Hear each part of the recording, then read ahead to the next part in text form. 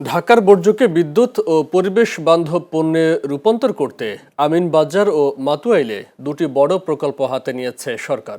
আজ সকালে সচিবালয়ে প্রধানমন্ত্রী তারেক রহমানের সভাপতিত্বে এক বৈঠকে প্রকল্প দুটির অগ্রগতি পর্যালোচনা করা হয়।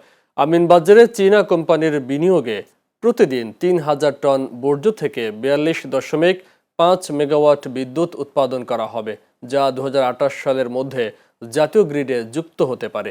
অন্যদিকে মাতুয়াইলে দক্ষিণ কোরিয়ার সহযোগিতায় বছরে ১৫,০০০ টন মিথেন গ্যাস ও দৈনিক ২২১ মেগাওয়াট বিদ্যুৎ উৎপাদনের লক্ষ্য ধরা হয়েছে।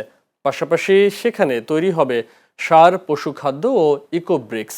বৈঠকে প্রধানমন্ত্রী তারেক রহমান প্রকল্প দুটি দ্রুত বাস্তবায়নে আন্তঃমন্ত্রণালয় বৈঠকের নির্দেশ দেন।